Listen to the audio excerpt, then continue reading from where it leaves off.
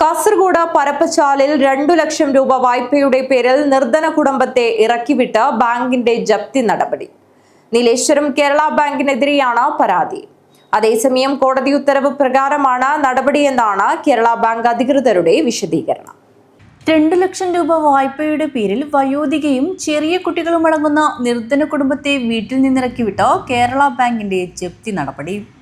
കിനാനൂർ കരിന്തളം പഞ്ചായത്തിലെ പരപ്പച്ചാൽ ചേനറ്റാടി തൂക്കപ്പിലാവ് വീട്ടിൽ ജാനകിയുടെ വീടാണ് കഴിഞ്ഞ ദിവസം ജപ്തി ചെയ്തത്.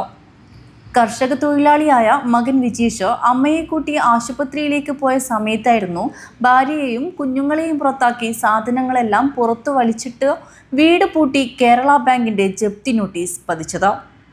റബ്ബർ തോട്ടം പാട്ടത്തിനെടുക്കാൻ വേണ്ടിയാണ് വിജീഷ് 2 ലക്ഷം രൂപ വായ്പ എടുത്തത്. 4 ലക്ഷം ആവശ്യപ്പെട്ടെങ്കിലും 2 ലക്ഷം മാത്രമാണ് അനുവദിച്ചു കിട്ടിയത്. അതുകൊണ്ട് തന്നെ ആവശ്യം കൃത്യമായി നിറവേറ്റാനായില്ല. ഇതിനിടയിൽ വിജേഷ് തെങ്ങിൽ നിന്ന് വീണ ചികിത്സയിലായതോടെ വായ്പയുടെ തിരിച്ചടവും മുടങ്ങി.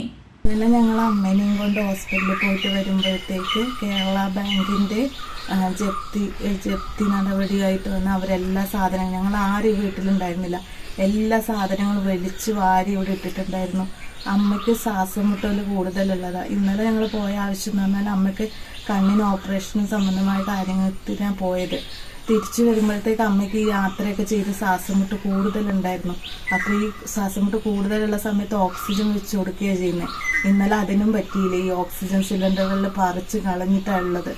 ഞങ്ങൾക്ക് ആകെ ഒരു ബുദ്ധിമുട്ടുള്ള ഒരവസ്ഥയിലാണ്. കാരണം എൻ്റെ ഹസ്ബൻഡാണെങ്കിൽ തെങ്ങിൻ്റെ മേലിൽ നിന്ന് വീണിട്ട് ഫുള്ള് സ്റ്റീലാണ്. അതുകൊണ്ട് തന്നെ ഈ ലോണ് തിരിച്ചടവൊക്കെ മുടങ്ങി. നമുക്ക് പിന്നെ കേരള ബാങ്ക്, അതായത് കേരള ബാങ്കിലേക്ക് കടാശ്വാസത്തിൻ്റെ ഭാഗമായിട്ട് ഞങ്ങൾക്ക് കുടിശ്ശിക മാത്രം, അതായത് 2 ലക്ഷം മാത്രം അടച്ചാൽ മതി എന്നാണ് പറഞ്ഞിട്ടുള്ളത്. അതുപോരാ 3 ലക്ഷം തന്നെ നിങ്ങൾ അടക്കണം എന്ന് പറഞ്ഞ് കഴിഞ്ഞ ദിവസങ്ങളിൽ ഇവർ വന്ന് നിർബന്ധം പിടിച്ചു. അപ്പോൾ ഞങ്ങൾ പറഞ്ഞു ഞങ്ങൾക്ക് അത് 25-ാം തീയതിക്കുള്ളിൽ തന്നെ അടച്ചിരിക്കണം എന്ന് പറഞ്ഞു.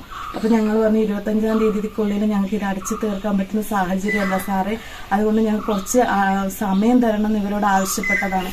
ഇപ്പോൾ വായ്പയും പലിശയും ചേർത്ത് 4 ലക്ഷത്തോളം രൂപയായി. തൻ്റെയും അമ്മയുടെയും രോഗാവസ്ഥ കണക്കിലെടുത്ത് തിരിച്ചടവിന് സാവകാശം അനുവദിക്കണമെന്ന് അപേക്ഷിച്ചെങ്കിലും കോടതി ഉത്തരവാണെന്ന് ചൂണ്ടിക്കാട്ടിയാണ് ബാങ്ക് അധികൃതരുടെ നടപടിയെന്ന് വിജീഷ് പറയുന്നു. വയോധികയായ അമ്മയും ഭാര്യയും 2 കുഞ്ഞുങ്ങളുമായി ഇനി എങ്ങോട്ട് പോകുമെന്നറിയാതെ നിസ്സഹായനായി നിൽക്കുകയാണ് വിജീഷ്. News bureau, Nileshwaram.